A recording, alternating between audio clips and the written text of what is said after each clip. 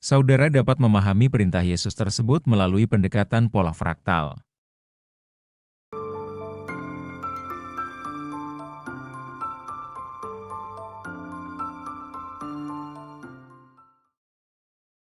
Menarik untuk diketahui bahwa konsep alam semesta kuno ternyata selaras dengan neuroscience modern dan fisika kuantum. Selama pelayanan di dunia, pusat pemberitaan Tuhan adalah kerajaan Allah, bukan gereja. Kerajaan Allah lebih besar dari alam semesta, sedangkan gereja di dunia ada dalam kesatuan total dengan Yesus Kristus, tak terpisahkan sebagai tubuh Kristus. Kecuali gereja sendiri memisah-misahkan dirinya dengan yang lain. Apa hubungan antara pola fraktal dengan perintah Tuhan? Tinggallah di dalamku dan aku di dalam kamu. Demikian penjelasannya. Pola fraktal dalam prinsip mikrokosmos dan makrokosmos. Makrokosmos, alam semesta dalam skala besar seperti galaksi, bintang, nebula dan sebagainya. Mikrokosmos, alam semesta dalam skala kecil seperti sel, atom, saraf, dan lainnya. Prinsip ini mengatakan bahwa pola dan hukum yang berlaku pada skala besar juga berlaku pada skala kecil. Fraktal adalah pola yang berulang dalam skala yang berbeda. Sebagai contoh, mikrokosmos atau atom, dalam model atom Bohr, elektron berputar mengelilingi inti atom, mirip seperti planet yang mengorbit matahari. Makrokosmos atau tata surya, planet mengorbit matahari dalam pola tertentu yang teratur karena gravitasi. Pola gerakan ini menunjukkan bahwa hukum yang berlaku di skala besar yaitu gravitasi di tata surya, juga berlaku di skala kecil yaitu gaya elektromagnetik pada atom. Hal ini mencerminkan bahwa alam semesta diciptakan berdasarkan prinsip-prinsip yang konsisten. 2. Pola fraktal dalam neuroscience dengan alam semesta. Penelitian ilmiah telah menunjukkan bahwa struktur jaringan saraf otak manusia mirip dengan struktur jaringan kosmik di alam semesta. Saraf di otak dan galaksi membentuk pola fraktal, yang mengulang pola-pola yang sama di berbagai skala. Keduanya memiliki koneksi yang tidak acak, tetapi mengikuti hukum keteraturan, seperti hukum gravitasi di kosmos dengan sinyal listrik di otak. Contoh, otak manusia. Neuron di otak membentuk jaringan yang bercabang dengan koneksi antar sel saraf. Polanya terlihat seperti cabang pohon atau jaringan akar. Jaringan kosmik, galaksi-galaksi dalam alam semesta terhubung melalui filamen besar yang disebut jaring kosmik. Filamen ini menghubungkan klaster galaksi di antara ruang kosong. Penelitian oleh Franco Fazza, seorang astrofisikawan, dan Alberto Velletti, seorang neurobiologis, menunjukkan bahwa jaringan saraf otak manusia dan struktur kosmik memiliki pola konektivitas yang serupa meskipun berbeda skala, 10⁻27 kali lebih besar di alam semesta. Makna, ini menunjukkan bahwa prinsip desain alam semesta sepertinya berlaku pada semua tingkat skala, dari otak manusia hingga kosmos. Dalam Perjanjian Baru, murid-murid Tuhan dalam pola fraktal menjadi bagian dari tubuh Kristus yaitu gereja universal. Oleh karena itu gereja mencerminkan persis sama seperti Tuhan Yesus, demikian pula kehidupan murid-murid mencerminkan hidup Tuhan Yesus. Salah satu cirinya adalah menyangkal diri dan memikul salib. 3. Hubungan energi dengan kesadaran. Fisika kuantum mempelajari dunia di tingkat subatomik seperti partikel kecil elektron dan foton.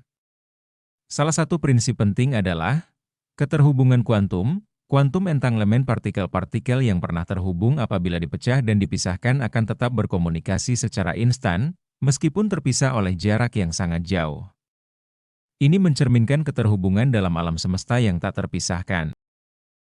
Pengamat dan realitas. Eksperimen menunjukkan bahwa kesadaran pengamat dapat memengaruhi realitas, misalnya, dalam eksperimen celah ganda. Artinya, pikiran kita memiliki pengaruh terhadap dunia di sekitar kita, dan segala sesuatu di sekitar kita termasuk bebatuan memiliki kesadaran yang dapat merespon pikiran kita. Secara kuantum seluruh ciptaan di alam semesta terhubung dan terikat satu dengan yang lain tanpa dapat dipisahkan. Termasuk di sini manusia dengan manusia lain atau dengan ciptaan lainnya seperti bulan dan bintang. Dan yang mengikat ini adalah energi kesadaran yang tidak terlihat. Eksperimen celah ganda, dalam percobaan ini, Partikel seperti elektron atau foton ditembakkan melalui dua celah kecil. Hasilnya, jika tidak diamati, partikel membentuk pola gelombang, interferensi, seolah-olah mereka menyebar. Jika diamati, partikel memilih di satu jalur, seolah-olah menjadi benda tunggal. Makna, kesadaran pengamat, manusia, memengaruhi bagaimana partikel bertindak, menunjukkan bahwa pikiran atau perhatian dapat memengaruhi realitas di tingkat kuantum. Implikasi filosofis, ini sejalan dengan ajaran kuno bahwa pikiran manusia dapat memengaruhi dunia fisik melalui fokus dan energi.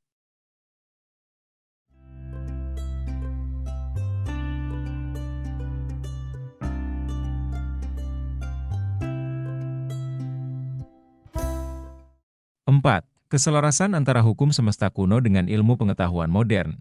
Dalam banyak budaya maupun falsafah kuno mengajarkan hukum semesta, seperti hukum getaran, segala sesuatu adalah energi yang bergetar di frekuensi tertentu. Hukum kesatuan, semua elemen dalam alam semesta saling terhubung dan terikat. Hukum sebab akibat, setiap tindakan memiliki konsekuensi. Falsafah dan budaya kuno tersebut ternyata sesuai dengan penemuan ilmiah modern. Energi dan frekuensi ada dalam teori kuantum, keterhubungan alam semesta. Ada dalam teori kosmologi. Penemuan ini sekaligus menunjukkan bahwa kepercayaan Timur kuno bahwa Allah itu imanen terbukti benar. Ini tidak berarti kepercayaan Allah yang transenden salah, tetapi kedua-duanya benar.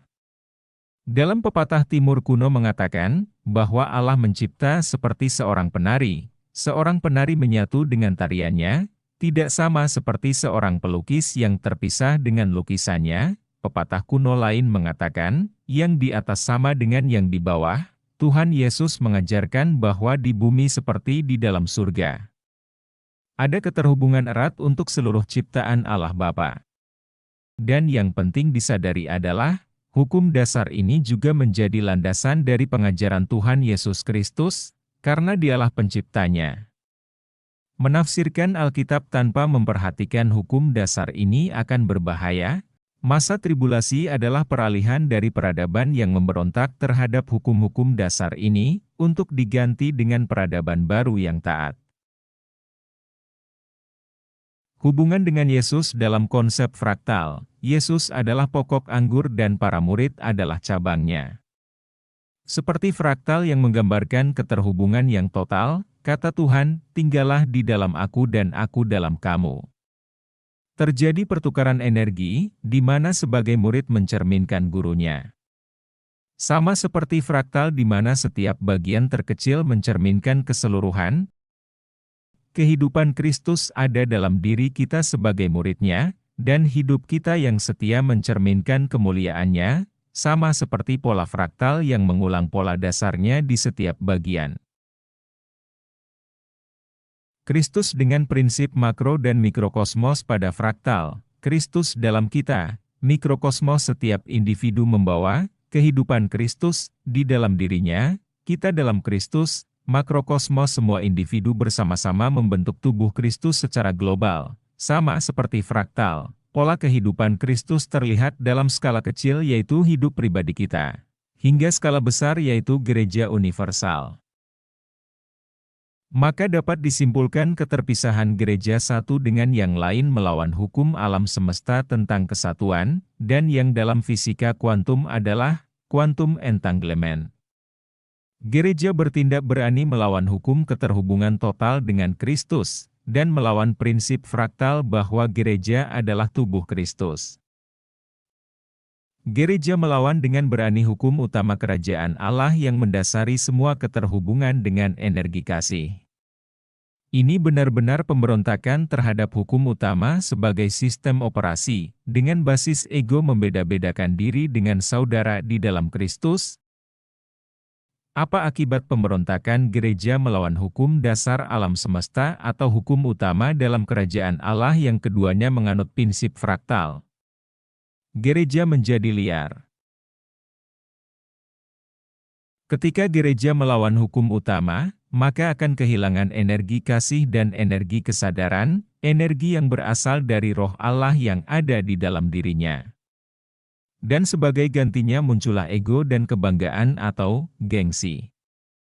Selama pelayanan di dunia Yesus hanya berbicara tentang kerajaan Allah, bukan keselamatan. Namun penginjilan gereja berbicara soal keselamatan, karena keselamatan berasal dari ego manusia.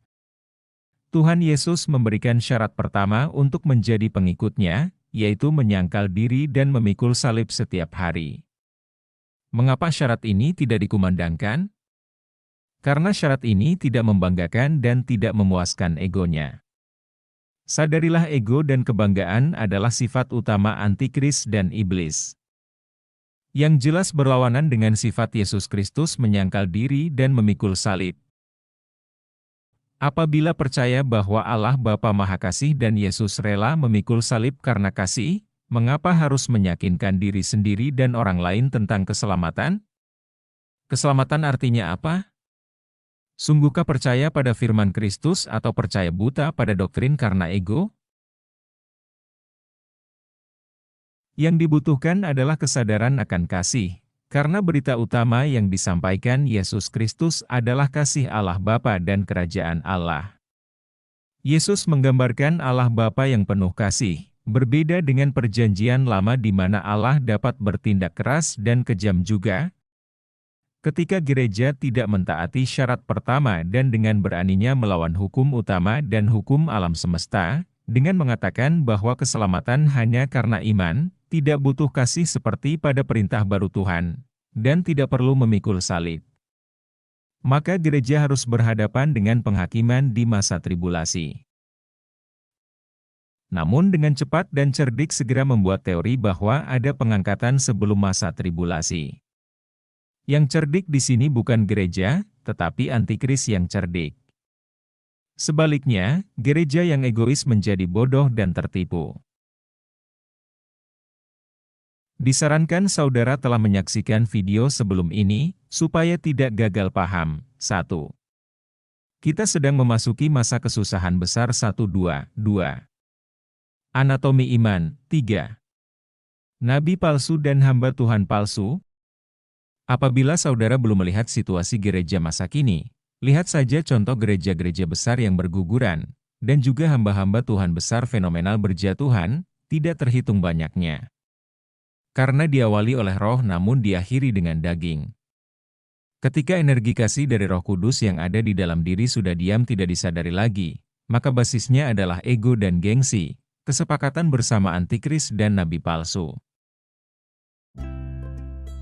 Tuhan memberkati saudara yang menyimak video ini, dan jadilah berkat. Jangan lupa subscribe, komen, like, and share.